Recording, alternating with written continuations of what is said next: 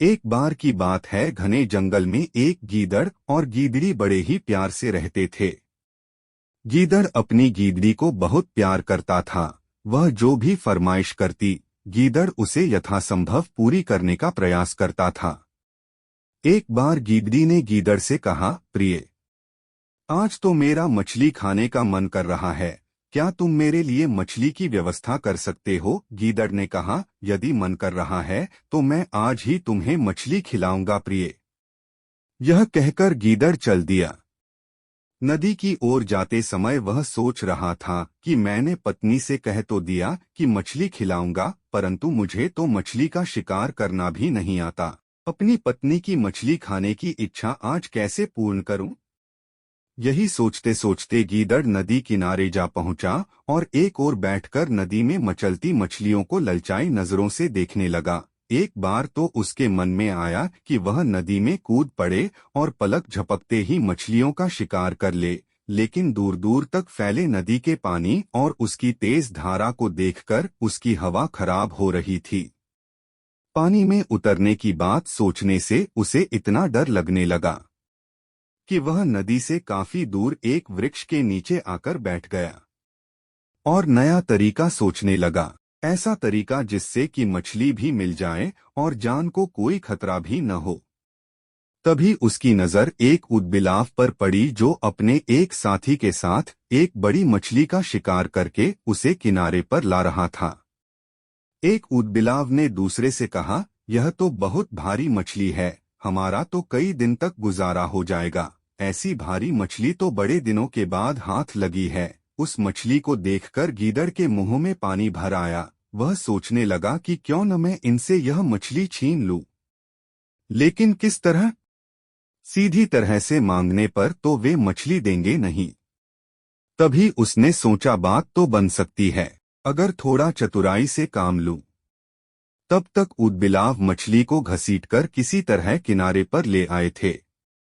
तभी एक बोला, सुनो मित्र, यह मछली तो एक है और हम दो, अब इसका बंटवारा कैसे किया जाए? क्यों न हम खुद ही बंटवारा कर लें? तभी उसमें से एक बोला, देख भाई, यदि हम खुद ही बंटवारा करेंगे तो दोनों के दिल में यह खटक रहेगी कि दूसरे के पास ज्यादा तो नहीं चली गई। इसीलिए मेरी राय तो यह है कि हमें किसी तीसरे से इसका बंटवारा करवा लेना चाहिए। गीदड़ ने जब यह बात सुनी तो मन ही मन बहुत खुश हुआ और बुजुर्ग की भांति आगे बढ़कर बोला, अरे भाई लोगों, क्या सोच रहे हो? एक ऊदबिलाव बोला, बात दरअसल यह है कि हमने इस मछली का शिकार किया है। यह मछली तो एक है और हम दो हैं, इसलिए हम यह सोच रहे हैं कि इसका बंटवारा कैसे करें। बंटवारा तो कोई तीसरा ही कर सकता है।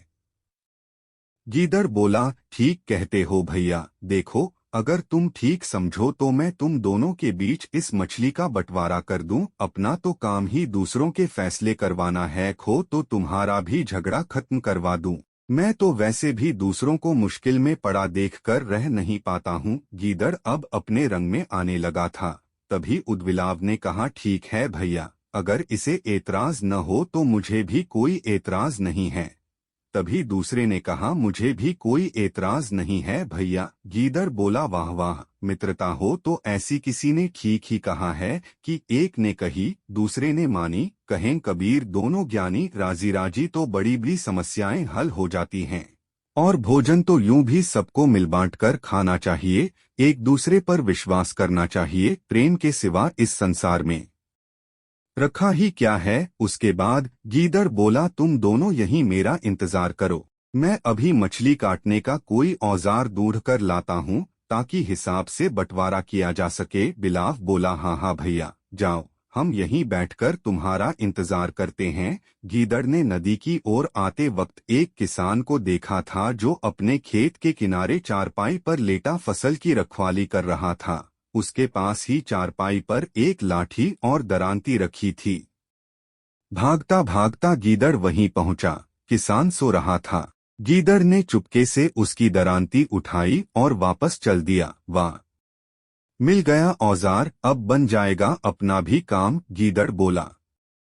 गीदड़ दरांती लेकर उन ऊदबिलावों के पास आ गया। आओ भाई, अब करता हूँ तुम्हारी मछली का बंटवारा। अब तुम्हें कोई शिकायत नहीं रहेगी कि किसे कम हिस्सा मिला और किसे ज्यादा। गीदड़ ने मछली के 3 टुकड़े किए। पहले सिर अलग किया, फिर पूंछ अलग की। लो भाई, तुम सिर ले लो। एक को सिर का हिस्सा देकर दूसरा पूंछ वाला हिस्सा उसने दूसरे की ओर बढ़ा दिया और बोला, तुम यह ले लो। दोनों ने अपना अपना हिस्सा अपने कब्जे में लिया। फिर दोनों तीसरे हिस्से की ओर देखने लगे। दोनों ही सोच रहे थे कि अब तीसरे हिस्से का बंटवारा होगा।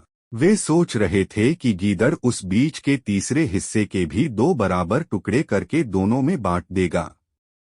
लेकिन गीदड़ ने तीसरा हिस्सा अपने कब्जे में ले लिया। यह देख ऊदबिलाव बोला, भैया, क्या इस तीसरे हिस्से का बंटवारा नहीं करोगे?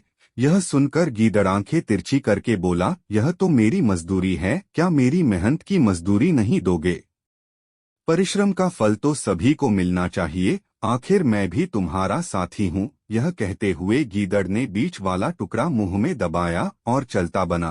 दोनों ऊदबिलाव टुकर टुकुर उसे जाते देखते रह गए और जब उन्हें सच्चाई का बोध हुआ तो दोनों ही अपना सिर पीटते रह गए। फिर उनमें से एक बोला, भाई, अगर हम आपस में ही बंटवारा कर लेते तो अच्छा था। बीच का अच्छा हिस्सा तो वो ले गया और यह पूंछ और सिर हमें दे गया। किसी ने ठीक ही कहा है भैया कि आपसी फूट का लाभ कोई तीसरा ही उठाता है। चलो, आज यह अक्ल आ गई कि थोड़ा कम ज्यादा खा लेंगे, मगर किसी तीसरे को अपने बीच में नहीं आने देंगे।